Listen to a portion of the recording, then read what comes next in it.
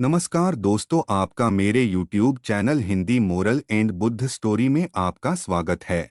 हम रोजाना आपके लिए नई नई कहानियां लेकर आते हैं। हमारी कहानियों का उद्देश्य मानवीय भावनाओं को ठेस पहुंचाना नहीं अपितु आपका मनोरंजन करना होता है। आज हम आपके लिए भगवान बुद्ध के बालों की कहानी लेकर आए हैं, जो कि प्रचलित कहानी है, जो कि हमने भी सुना है, पढ़ा है, आपने भी सुना होगा इस कहानी के बारे में। तो आइए शुरू करते हैं। बुद्ध के बालों की कहानी। सिद्धार्थ नाम शाक्य वंश के भावी राजा को अत्यधिक चिंतित और प्यार करने वाले माता पिता द्वारा दिया गया था। वह छोटी उम्र से ही जानता था कि जीवन में और भी बहुत कुछ है और उसे इसे तलाशने की आवश्यकता है। सिद्धार्थ ने मानव जाति और अपनी उपस्थिति की वास्तविकता को समझने के लिए ज्ञान प्राप्त करने से पहले बहुत कष्ट सहे। उन्हें लगा कि उनमें जीवन की वास्तविकताओं की समझ की कमी है। उन्होंने धीरे धीरे अपनी सुख सुविधाओं को त्यागने और सत्य और परम ज्ञान की यात्रा पर जाने का संकल्प लिया। बुद्ध के बालों की कहानी उनके ज्ञान प्राप्ति के मार्ग का एक अमिट तत्व है। उन्हें यह पता लगाना था कि सभी जीव क्यों पीड़ित हैं और वे इससे कैसे मुक्त हो सकते हैं।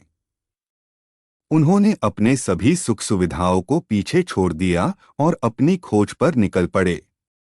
उन्होंने अपने भव्य परिधान उतार दिए और साधु के वस्त्र धारण कर लिए। साथ ही अपने बाल भी कटवा दिए, जिन्हें मनुष्य का भ्रम माना जाता है। उन्होंने समझा कि ज्ञान की उच्चतम डिग्री प्राप्त करने के लिए किसी के शरीर को सभी प्रकार के भ्रामक सुखों और झूठों से मुक्त होना चाहिए। सिद्धार्थ ने 29 वर्ष की आयु में एक बेघर व्यक्ति के रूप में अपना मठवासी जीवन शुरू किया। उन्होंने उन सभी खुशियों और इच्छाओं को त्याग कर एक साधारण जीवन जीना शुरू किया, जो पहले उन्हें लुभाती थीं। वह हर दिन अपनी आहार संबंधी जरूरतों के लिए भीख मांगकर शुरू करते थे। दिन बीतते गए और उन्हें चेतना की विभिन्न अवस्थाओं में लोग मिले। उन्होंने महसूस किया कि ज्यादातर लोग यह नहीं समझते कि जीवन कैसा है, जिसने वास्तविकता का पता लगाने में उनकी रुचि जगाई। उन्होंने वह सब किया जो एक भिक्षु को आत्मज्ञान प्राप्त करने के लिए करना चाहिए। पौराणिक कथाओं के अनुसार सत्य की खोज में बुद्ध ने अपना सिर मुंडवा लिया और गंजा हो गए। कुछ कहानियों में असाधारण घटनाओं का भी वर्णन है, जिनके बारे में हमने कभी नहीं सुना। 108 घोंघा शहीदों की बलि देने की कहानी कई कहानियों में से एक थी। बुद्ध घोंघा सिर की कहानी। सिद्धार्थ ने आत्मज्ञान प्राप्त करने के लिए कई तरह के तरीकों का इस्तेमाल किया, जिसमें शांति प्राप्त करने के लिए कई तरह के ध्यान शामिल थे। सिद्धार्थ ने एक बार एक पेड़ के नीचे ध्यान लगाया, जिससे वह शांति की गहरी अवस्था में पहुंच गया। वह उस अवस्था में गहराई से डूबा हुआ था। वह अपने विचारों में इतना खो गया था कि उसे समय का पता ही नहीं चला।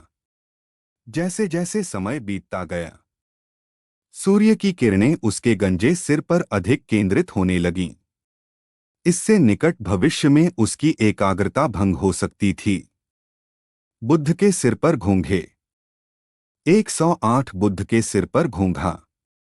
जब एक घोंघा उसके पास से गुजरा और उसने उसे गंभीरता से चिंतन करते हुए देखा, तो उसने अपने गंजे सिर को अपनी गीली त्वचा से ढकने का फैसला किया।